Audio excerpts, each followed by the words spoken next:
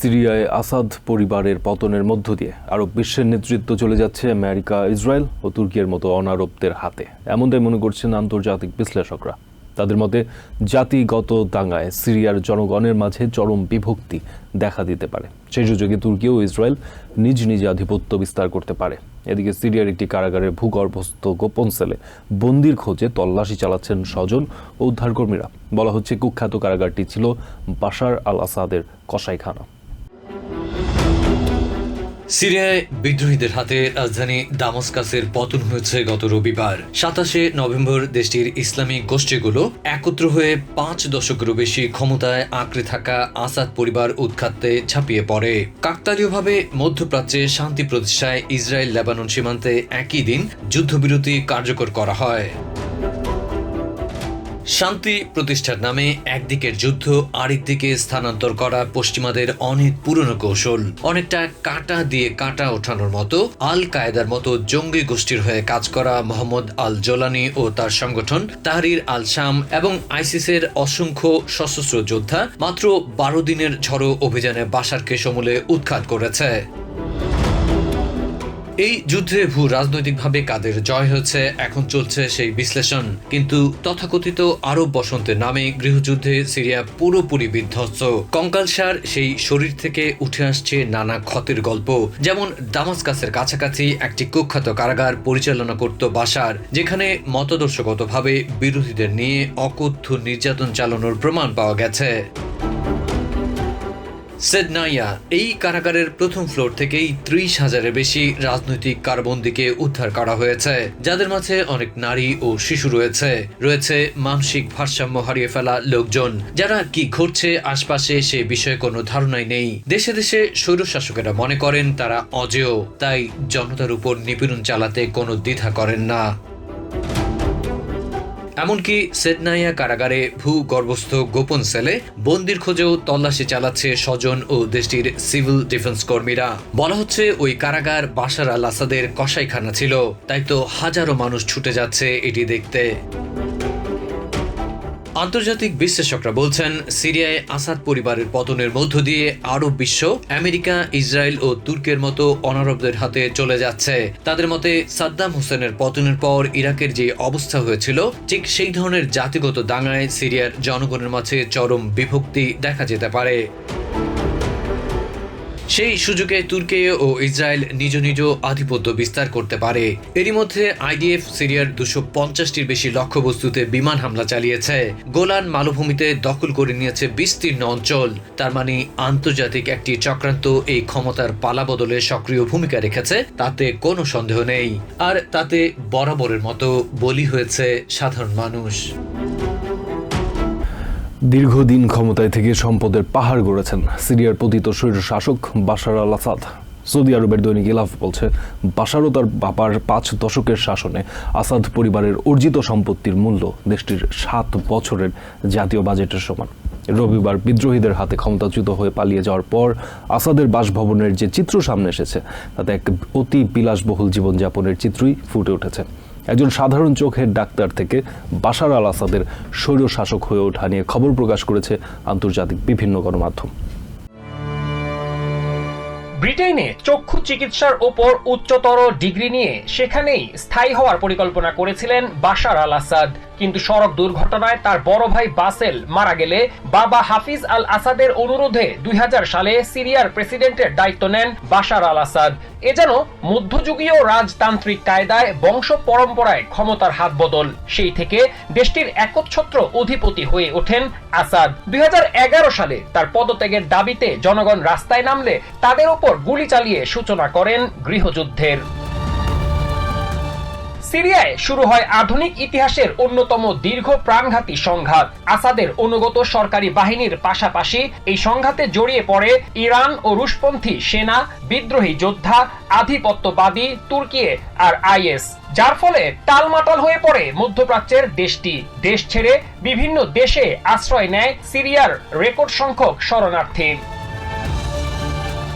গৃহযুদ্ধে মুখ থুবড়ে পড়ে সিরিয়ার অর্থনীতি। দারিদ্র্য সীমার নিচে চলে যায় দেশটির প্রায় ৯০% নাগরিক। তবে এত কিছুর পরেও একবারও ক্ষমতা ছাড়ার কথা ভাবেননি বাশার আল আসাদ, সেই সঙ্গে অব্যাহত রাখেন সম্পদ বাড়ানোর প্রক্রিয়াও।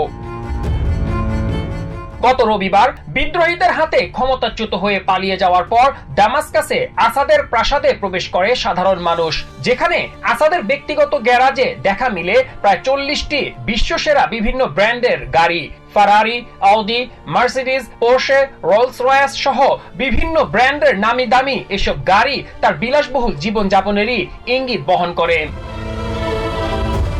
বাশার আল আসাদ শুধু সিরিয়ার শাসকই ছিলেন না, দেশটিতে সবগুলো মাফিয়া চক্রের নিয়ন্ত্রক হিসেবেও ভূমিকা রাখেন তিনি, আর এভাবেই মালিক হন বিশাল বিত্ত বৈভবের।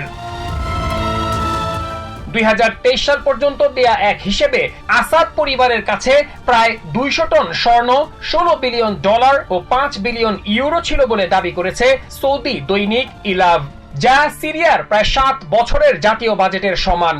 এছাড়া আসাদ ও তার পরিবারের সদস্যদের কাছে $1 থেকে $2 বিলিয়ন সম্পত্তি থাকার তথ্য দিয়েছে ইউএস স্টেট ডিপার্টমেন্ট। তবে বাশার আল আসাদের দীর্ঘ 2 যুগের ক্ষমতাকে হুমকির মুখে ফেলে দেয় গাজা ও লেবাননে ইসরায়েলের হামলা। হামাস ও হিজবুল্লাহর ওপর ইসরায়েলের হামলা সামাল দিতে গিয়ে আসাদের জন্য ইরানের সহযোগিতায় ছেদ পড়ে। একই সঙ্গে ইউক্রেনের সঙ্গে যুদ্ধে ব্যস্ত থাকায় রাশিয়ার সহযোগিতা থেকেও বঞ্চিত হয় আসাদ সরকার। এ কারণে মাত্র 12 দিনের অভিযানেই বিদ্রোহীদের দখলে যায় দামাস্কাস।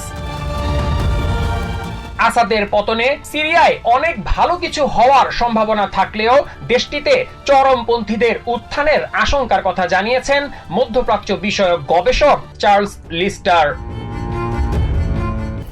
জঙ্গি সংগঠন আইসিস আসাদ সরকারের পতনের সুযোগ নিতে পারে বলে আশঙ্কা করছেন ডিফেন্স সেক্রেটারি লয়েড অস্টিন। সোমবার জাপানে আয়োজিত এক সংবাদ সম্মেলনে তিনি আরও বলেন যে দ্রুততার সঙ্গে সিরিয়ার বিদ্রোহীরা বিজয় অর্জন করেছে তা আন্তর্জাতিক সম্প্রদায়কে বিস্মিত করেছে। এদিকে সিবিএস নিউজকে দেয়া এক সাক্ষাৎকারে national security adviser Jake Sullivan দাবি করেছেন বাশার আল আসাদের পতনে আমেরিকার সরাসরি কোনো হাত নেই। নতুন পরিস্থিতিতে সিরিয়ায় উগ্রবাদ ও সন্ত্রাসবাদের উত্থানের ঝুঁকি রয়েছে বলেও মনে করেন সালিভান। ডিফেন্স সেক্রেটারি হিসেবে এশিয়ায় নিজের শেষ সফরে জাপানে রয়েছেন লয়েড অস্টিন। সোমবার টোকিওতে এক সংবাদ সম্মেলনে সিরিয়ায় আসাদ সরকারের পতন ও বিদ্রোহী গোষ্ঠীর উত্থান নিয়ে কথা বলেন তিনি। অস্টিন বলেন, এত সহজে আসাদ সরকারের পতন হবে তা কেউ ভাবেনি। সিরিয়ায় বিদ্রোহী গোষ্ঠীর উত্থানে কিছু ঝুঁকি তৈরি হয়েছে বলেও মনে করেন অস্টিন। আইসিসের ব্যাপারে আমেরিকা সবসময় সতর্ক রয়েছে উল্লেখ করে অস্টিন জানান, তারা সবকিছু নজরদারিতে রাখছেন। প্রেসিডেন্ট জো বাইডেনের নির্দেশে রবিবার সিরিয়ায় আইসিসের স্থাপনা লক্ষ্য করে আমেরিকার বিমান হামলার কথাও তুলে ধরেন তিনি।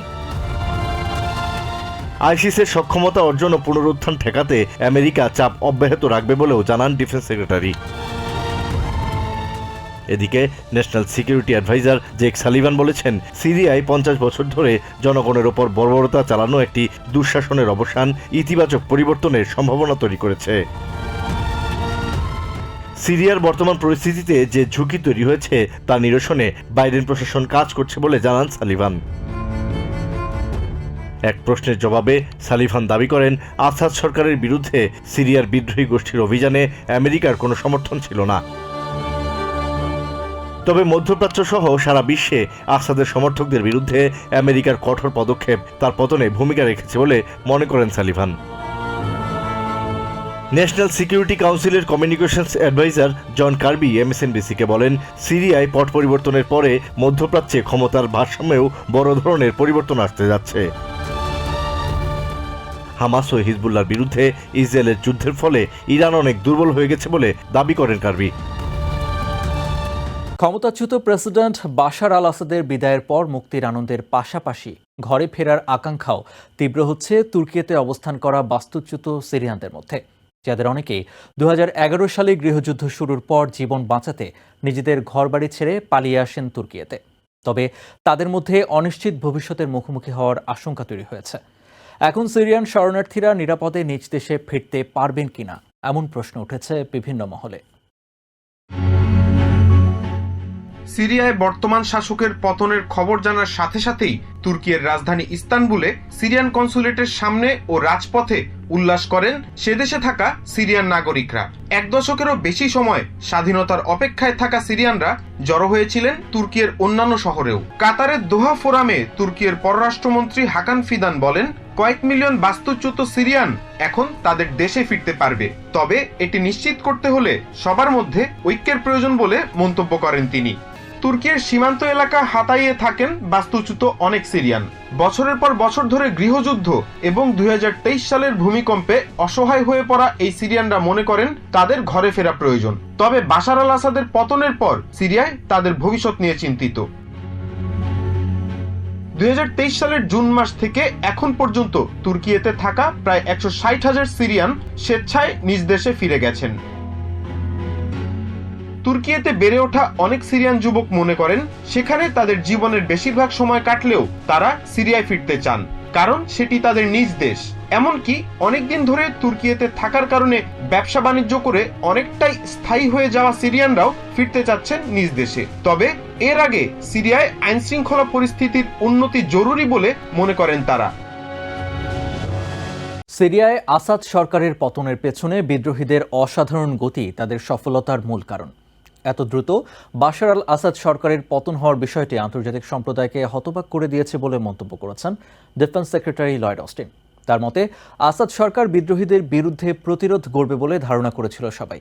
এদিকে সিরিয়ার ক্ষমতাচ্যুত প্রেসিডেন্টকে নৃশংস স্বৈর শাসক হিসেবে উল্লেখ করে national security adviser Jake Sullivan বলেন, তার উৎখাতের ঘটনা আমেরিকা ও বিশ্বের জন্য স্বস্তির বিষয়। বাশার আল আসাদ ও তার পরিবার অর্ধ শতাব্দীরও বেশি সময় ধরে সিরিয়া শাসন করেছে। তার বিদায়ে সিরিয়ার সাধারণ জনগণ মুক্তির আনন্দে উদ্ভাসিত হলেও তৃতীয় পক্ষ উদ্ভূত পরিস্থিতির সুযোগ নিতে পারে বলে মনে করেন ডিফেন্স সেক্রেটারি। তার মতে, আইএস এই মুহূর্তে বিশৃঙ্খলার সুযোগ নিয়ে তাদের শক্তি বৃদ্ধি করতে চাইবে। ইয়োসুকা নেভাল বেইজে দেয়া বক্তব্যে লয়েড অস্টিন বলেন, যে গতিতে সিরিয়ার বিদ্রোহীরা আসাদ সরকারকে হটিয়ে দেশটির দখল নিয়েছে তা সত্যিই চমকপ্রদ। তাদের এমন সাফল্য ও দ্রুত আসাদ সরকারের পতন আন্তর্জাতিক সম্প্রদায়কে হতবাক করে দিয়েছে বলে মনে করেন অস্টিন। এদিকে সিরিয়ায় বাশার আল আসাদের পতন বিশ্ব ও আমেরিকার জন্য স্বস্তির বলে মন্তব্য করেছেন national security adviser Jake Sullivan. তিনি জানান, সিরিয়ার এমন স্পর্শকাতর সময়ে সেখানে উগ্রবাদ ও জঙ্গিবাদ মাথাচাড়া দিয়ে ওঠার সম্ভাবনা রয়েছে। সেজন্য যে কোনো ধরনের হুমকি মোকাবিলায় বিমান হামলা সহ সব ধরনের পদক্ষেপ নিতেই প্রস্তুত রয়েছে আমেরিকা। সালিভান বলেন, জঙ্গি গোষ্ঠী সহ সিরিয়ার সব বিদ্রোহী গোষ্ঠী এই সময় সিরিয়ায় স্থিতিশীলতা প্রতিষ্ঠার পক্ষে মত দিয়েছে। দেশটিতে আইনশৃঙ্খলা পরিস্থিতির উন্নয়নে আমেরিকা সব পক্ষের সঙ্গেই কাজ করবে বলে জানান তিনি। আমেরিকা সরাসরি আসাদ সরকারের বিরুদ্ধে যুদ্ধে না জড়ালেও বাশার আল আসাদের বিরোধীদের সমর্থনের মাধ্যমে তার পতনকে ত্বরান্বিত করেছে। ওই অঞ্চলে প্রেসিডেন্ট বাইডেনের গৃহীত পদক্ষেপের কারণেই রাশিয়া, ইরান ও হিজবুল্লাহর মতো আসাদের সব মিত্ররাই দুর্বল হয়ে গেছে বলে দাবি করেন তিনি। রাজনৈতিক আশ্রয় পেয়ে বর্তমানে রাশিয়ায় অবস্থান করছেন সিরিয়ার ক্ষমতাচ্যুত প্রেসিডেন্ট বাশার আল আসাদ। সেখানে তিনি কতকাল থাকবেন বা তার পরবর্তী গন্তব্য কি তা সময়ই বলে দেবে। আপাতত সিরিয়ায় রাজনৈতিক স্থিতিশীলতা ও যুদ্ধবিধ্বস্ত দেশটি পুনর্গঠনের দিকে সবার মনোযোগ দিতে হবে বলে মনে করছেন বিশ্লেষকরা। বিদ্রোহীদের অভিযানের মুখে সিরিয়ার সাবেক প্রেসিডেন্ট বাশার আল আসাদ দেশ ছেড়ে পালিয়ে পরিবারসহ রাশিয়ায় আশ্রয় নিয়েছেন। মানবিক কারণে তাদের আশ্রয় দেওয়া হয়েছে বলে ক্রেমলিনের একটি সূত্র রবিবার রুশ সংবাদ মাধ্যমকে নিশ্চিত করেছে।